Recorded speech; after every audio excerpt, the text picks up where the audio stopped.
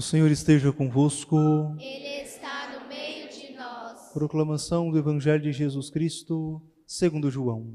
Glória a vós, Senhor.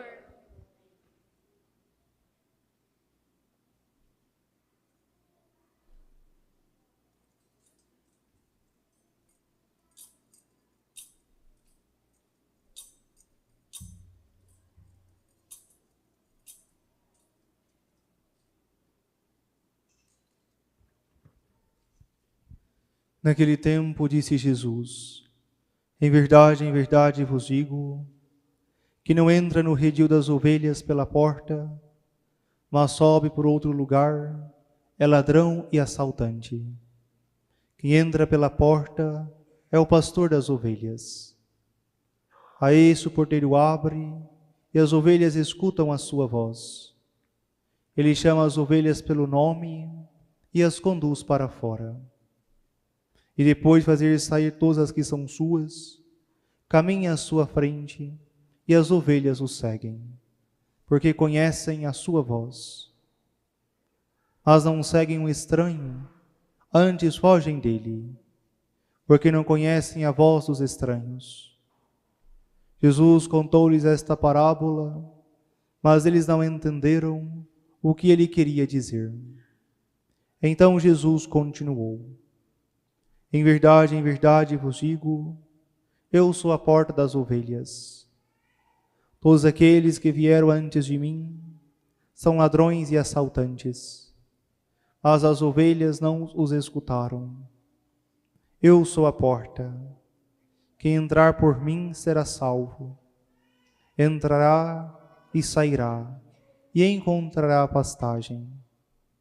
O ladrão só vem para roubar, matar e destruir.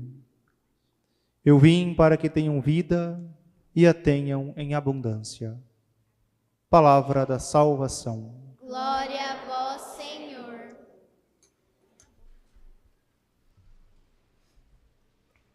Caríssimos irmãos e irmãs, nesse quarto domingo da Páscoa, conhecido como Domingo do Bom Pastor, que meditamos no Evangelho de João, que Jesus faz esse discurso sobre o bom pastor. A igreja celebra também a Jornada Mundial de Oração pelas Vocações, recordando aquilo que diz o profeta Isaías: dar-vos-ei pastores segundo o meu coração. Nessa certeza que o Senhor concede à sua igreja pastores segundo o seu coração, que rezamos sempre, pedindo santas e numerosas vocações. Nos deixemos ser guiados pelo texto do Evangelho, que nos ajuda em nossa vida espiritual. Primeiramente, Jesus que diz: em verdade vos digo, quem não entra no redil das ovelhas pela porta é ladrão e assaltante. Por diversas vezes Jesus se identifica como a porta. Interessante recordarmos isso ao longo da história da salvação, porque em Jesus Cristo nós compreendemos perfeitamente que Deus entra no mundo. Jesus é a porta pelo qual Deus entrou no mundo para chamar os homens à salvação.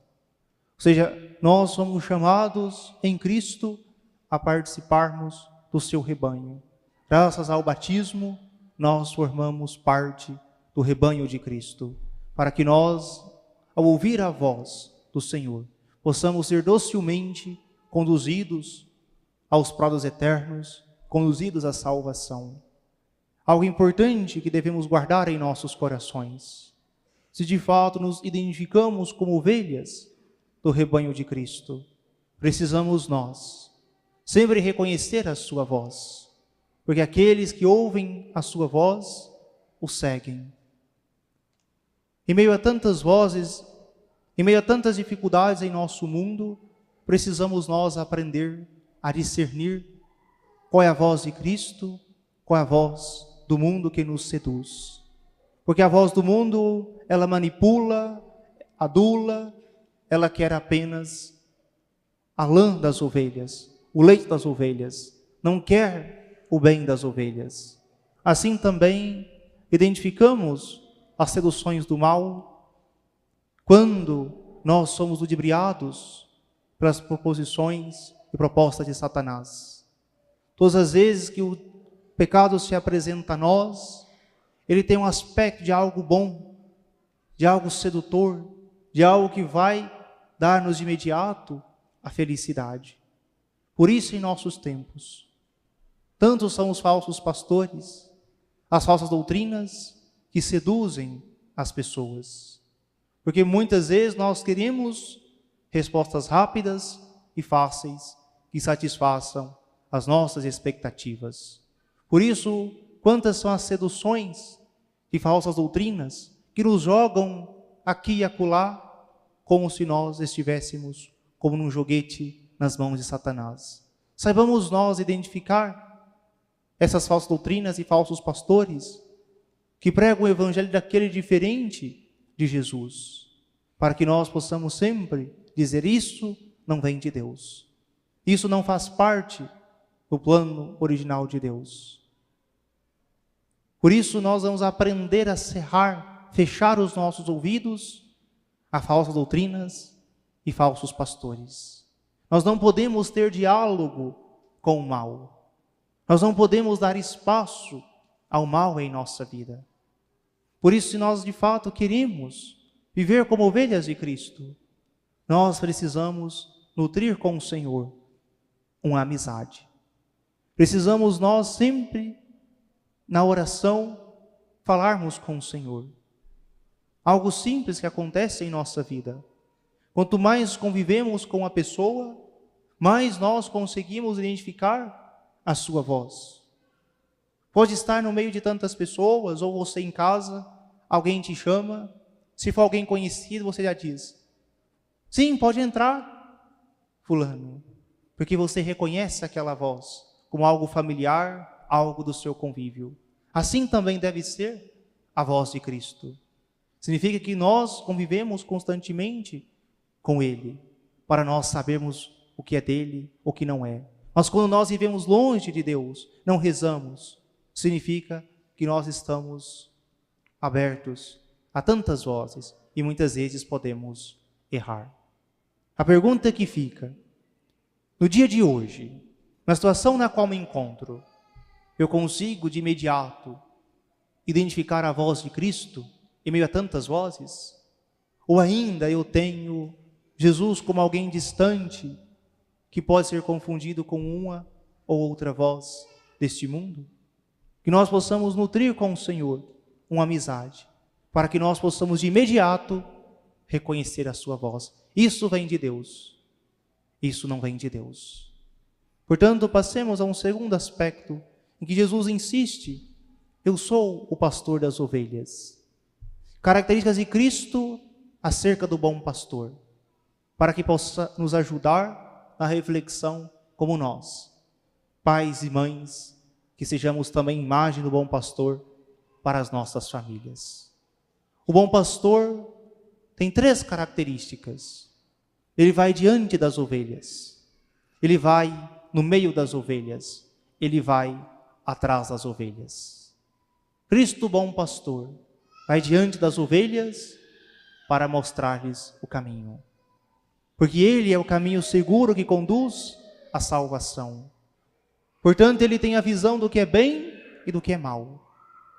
Olhando para o Cristo bom pastor, você pai, você mãe, precisa também saber identificar onde você quer chegar com a sua família. Qual caminho você quer conduzir a sua família? A visão clara do que é o bem, do que é a verdade, do que é o certo a se fazer em toda e qualquer situação. Isso vem da amizade com Jesus.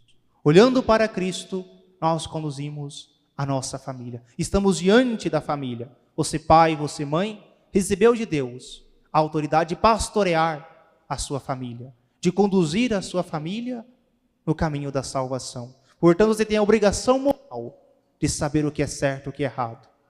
Você não pode se deixar confundir pelas seduções do mal. Você precisa liderar a sua família, abrir caminhos e conduzi-la sempre no caminho certo. Não basta somente esse aspecto de conduzir e ter visão do que é certo e errado. É importante também estar no meio do rebanho, estar no meio da sua família, para que você possa sentir o cheiro das ovelhas. Se você sentir o cheiro da sua família, sentir quais são as necessidades reais da sua casa, da sua família. Seja conviver com a sua família, para que você possa de fato agir de acordo com aquilo que é necessário a cada momento. Quando eu falo convivência, algo simples, a começar conversando olhando nos olhos. Quão difícil é quando vamos conversar com alguém e a pessoa não presta atenção. Ela começa a olhar para o teto, para o chão, para os passarinhos que voam. Ou seja, a pessoa não recruta atenção para aquilo que está sendo dito. Ela está preocupada com qualquer outra coisa, menos com aquilo que está sendo falado. Quantas vezes, em nossa casa, nós não conseguimos mais olhar nos olhos, como se nós tivéssemos medo do que vamos ver na outra pessoa. É importante que nós tenhamos convivência, de conversar, de olhar nos olhos, de tomar ao menos uma refeição juntos. Muitas vezes estão na mesma casa, no mesmo horário. Eu janto depois, vou jogar videogame, vou ver uma coisa no telefone, terminar um trabalho. Ou seja, nós inventamos tantas desculpas para não estar à mesa, para não estarmos ali juntos no mesmo instante, para rezarmos agradecendo o alimento que Deus coloca à nossa mesa, para conversarmos assuntos do dia que aconteceu. Uma vida de família, ela é feita de rotina, não de coisas extraordinárias. E precisamos amar essa rotina de família. Ao menos uma refeição precisamos tomar juntos. Se nós precisamos conviver, nós começamos por estar à mesa. Se eu consigo estar à mesa com a minha família, que é algo natural, algo necessário, uma necessidade material, matar a minha fome, eu consigo transpor isso para um horizonte superior, sobrenatural. Eu consigo rezar junto com a minha família. Nós temos a desculpa que tudo é muito corrido, muito apressado. Portanto, nós muitas vezes dizemos que não conseguimos rezar juntos. Será que de fato nenhuma família tem 15 minutos juntos? Você mora no metrô de São Paulo, só pode, é um entra e sai na sua casa. Para nunca se encontrar, nunca ter 15 minutos juntos, difícil de acreditar. O que falta é o interesse verdadeiro de construir uma família sólida, alicerçada em Deus. Se conseguimos conviver entre nós, queremos que essa convivência seja elevada pela graça de Deus. É isso que nós celebramos a cada matrimônio. Cristo que participa da vida de cada casal. Ninguém casa sozinho. Pede o auxílio de Deus para que possa vir participar das alegrias, tristezas, saúde, doença, para que Cristo possa participar da sua vida. Recorde, no dia que você veio a esta igreja para se casar, foi essa a promessa que você firmou. Na alegria, na tristeza, na saúde da doença, em todos os momentos da vida, para que Cristo participasse do seu matrimônio. Mas parece que se esqueceu disso. Parece que não tem espaço mais para Cristo na sua casa. Portanto, a desculpa é: nós não temos tempo. Uma vida muito agitada. Comecemos a olhar nos olhos quando formos conversar, a tomarmos juntos a refeição e rezarmos juntos. Ou seja, de modo lento e gradativo, possamos dar passos na vida familiar. Elevar a qualidade da nossa família, dos nossos relacionamentos. Isto é convivência. Isto é ter Cristo bom pastor no meio da sua família. Não basta saber onde queremos chegar. Precisamos encontrar os meios para chegar ao destino. E terceiro aspecto do bom pastor. Ele está atrás do rebanho, para que ele possa ver se alguma se perdeu, se está cansada, se está abatida, está desanimada, para que ele possa dar o remédio necessário àquela ovelha. Assim também em casa, na família. Você precisa se afastar um pouco e ver qual é a necessidade real aqui em casa. Por isso, precisa agir com justiça, dar a cada um o que lhe é devido. Isso não significa dar a todos a mesma coisa. Ora, o esposo, a esposa, os filhos precisam de atenção, de colo. Ora, precisa de pulso firme. Avante, levanta, ânimo. Ou seja, o pastor ele precisa saber identificar qual é a necessidade de cada um e a cada momento. Isso aqui nos livra de querer também comparar os nossos filhos. Ah, mas o seu irmão não dá trabalho. Ah, o seu irmão é muito bonzinho. Você sempre reclama, você sempre é assim. À medida que vamos comparando os nossos filhos, nós vamos perdendo a ocasião de ensinar-lhes quão importante é a convivência um com o outro. Porque nós sabemos pela fé que Deus criou cada um de nós de modo único e irrepetível. Mas o nosso orgulho, a nossa soberba, queremos que alguém seja igual ao outro.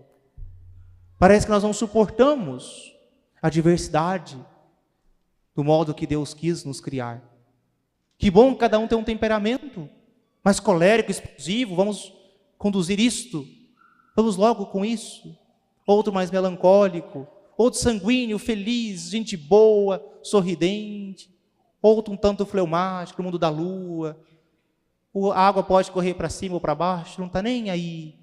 Aquela pessoa zen, mas cada um tem um jeito de ser, um jeito de sentir, de perceber o mundo. Isso é uma riqueza que nós temos. Imagine se todo mundo fosse igual a nós. Que mundo cinzento seria? Que bom que nós temos diversos temperamentos, diversos modos de perceber a outra pessoa. Numa palavra, precisamos desenvolver mais a nossa inteligência emocional. Saber sentir com o outro. Saber perceber a outra pessoa no modo em que ela vê o mundo. Que nós possamos aprender do Cristo bom pastor, que nos olha e nos trata na nossa individualidade. Imagine se Deus começasse a nos comparar, se Deus começasse a nos excluir por esta ou aquela questão. Ou seja, Deus nos conhece pelo nome, Ele sabe do que nós precisamos e Ele sabe dar o remédio certo na hora certa para cada um de nós. Que essas três características do Cristo bom pastor possam ser vivenciadas em cada família.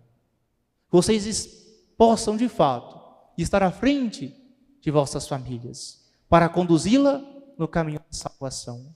Que possa estar no meio da sua família convivendo e sabendo, este é o modo que temos de alcançar o céu. E que possa também se colocar um pouco atrás para colocar aos ombros aquele que está caído. Sobretudo aos pais, com filhos adolescentes e jovens. A adolescência é um mal que passa logo, já diz os filósofos antigos. Tempo da rebeldia em que nós achamos que conhecemos tudo, que podemos tudo, que não precisamos da opinião de ninguém. Portanto, os embates são próprios desta idade. Mas saiba, com autoridade, conduzir seus filhos para passar bem por esse período. Que vocês tenham a proximidade de conversar com eles, de dialogar com eles. Seja quão importante é os pais terem o cajado da autoridade. Todas as imagens do Cristo bom pastor, e de modo especial nós encontramos isso no bispo, sempre que celebra a missa solene, está de báculo e mitra. É o cajado que tem dois aspectos. O primeiro, o cajado serve para buscar a ovelha perdida, aquela que está desgarrada, que se desviou do caminho. Portanto, você pai, você mãe, saiba usar o cajado da autoridade para buscar seus filhos, para conversar com eles, para notá-los em suas necessidades. E também saiba usar o cajado no seu segundo aspecto. O cajado serve para repelir o mal, para afastar o lobo que vem atacar as nossas famílias, com falsas doutrinas, com os pecados, com os vícios. Que nós saibamos também ter autoridade de dizer não ao mal, dizer não ao pecado. seja, isso é mal, portanto não faça. Nós não podemos deixar que o mal sobrevenha em nossas famílias. São Pedro vai dizer na sua carta que o mal é como o leão a rugir, procurando a quem devorar. Resistir-lhe firmes na fé. Somente com o cajado, com firmeza, é que nós saberemos afastar o mal das nossas famílias. Mas para que o mal seja afastado de nossas famílias, precisamos aprender a fazer uma muralha espiritual em nossas famílias. O redil precisa estar bem cercado. Quem nos diz isso é Santo Inácio de Loyola. Porque antes de sua conversão, foi um grande militar. Portanto, ele compreendia a vida espiritual como numa batalha. E para vencer uma batalha precisa de estratégia. E a primeira delas é jamais baixar a guarda, fortalecer as muralhas. E como nós fortalecemos? Pela oração. Que as famílias de fato possam vivenciar aquilo que falamos a cada Santa Missa. Uma família que reza unida, permanece unida. Que não seja apenas um jargão que jogamos aqui e acolá como um slogan vazio, mas que se torne uma verdade de fé. Eu preciso cercar a minha família. Eu preciso proteger a minha família, para que nenhum dos meus se perca. Portanto, que nós possamos aprender de Cristo, o bom pastor, a conduzir a nossa família no caminho da salvação. E mais importante, e concluindo a nossa reflexão, nessa dinâmica do Cristo bom pastor, que tem esse cajado, que nos conduz e também repele o mal, é sempre uma imagem que desde o início do cristianismo acompanhou como símbolo iconográfico diversas catacumbas, sarcófagos, do Cristo bom pastor, que com o cajado conduz o seu povo, portanto nós, às águas da salvação, e conduz ao paraíso. E nós ouvimos bem o Salmo 22, e nós o conhecemos de cor. Ou seja, nos diz que o Senhor nos conduz por caminhos verdejantes, ainda que nós passemos pelo vale tenebroso, Ele está conosco com o seu cajado. Isso nos diz que Cristo conhece perfeitamente todo o caminho, porque Ele mesmo é o caminho que conduz ao Pai.